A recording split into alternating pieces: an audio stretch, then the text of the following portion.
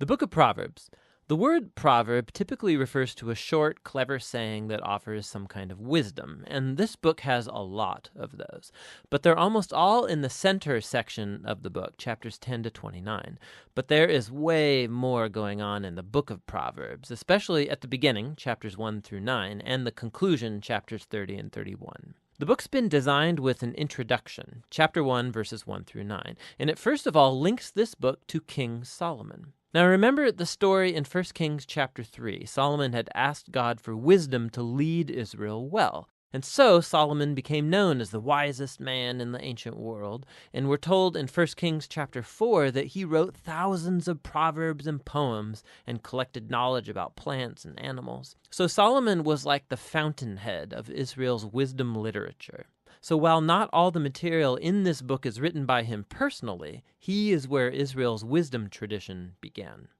The introduction says that by reading this book, you too can gain wisdom. Now, wisdom for most of us means knowledge, but the Hebrew word chokhmah means much more than just mental activity. It refers to action also.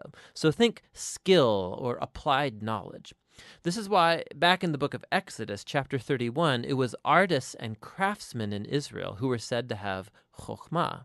So the purpose of this book is to help you develop a set of practical skills for living well in God's world. And this gets linked with another key idea in the introduction, the fear of the Lord. Now, fear here is not about terror.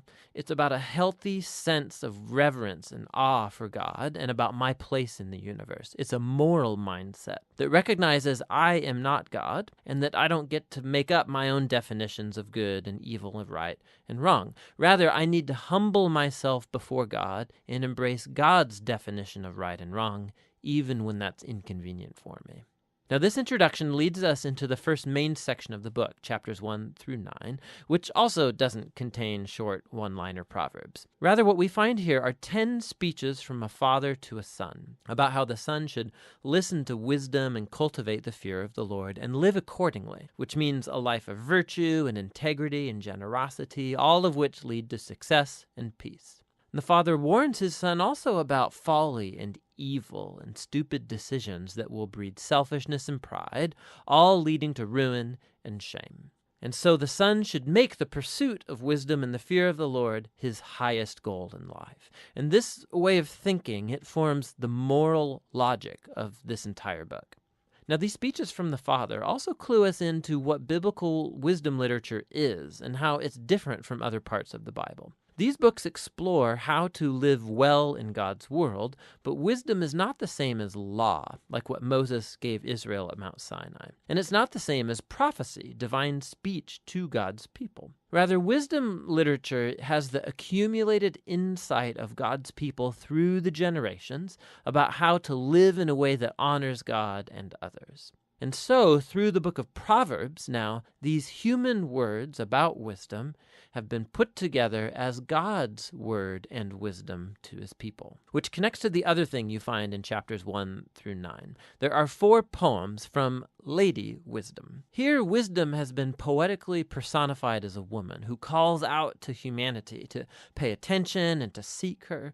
Wisdom says that she is woven into the fabric of the universe, and so wherever you see people making wise decisions, they are relying on her. So you see someone being generous or having sexual integrity or upholding justice. They are drawing on wisdom. These Lady Wisdom poems, they're a creative, poetic way of exploring this idea that we live in God's moral universe, and that goodness and justice are objective realities that we ignore to our own peril. And so fearing the Lord, living wisely, it's living along the grain of the universe. Now together, these 2 sets of speeches from the Father and Lady Wisdom, they make a powerful claim about this book, that you're not simply reading good advice, you're reading God's own invitation to learn wisdom from previous generations. And so in the next section of the book, chapters 10 through 29, we find hundreds of ancient proverbs, and they apply wisdom and the fear of the Lord to every life topic you could imagine: family, work, neighborhood, friendship, sex, marriage, money, anger, forgiveness, alcohol, debt, everything. And these are all filtered through the value system of Proverbs 1 through 9.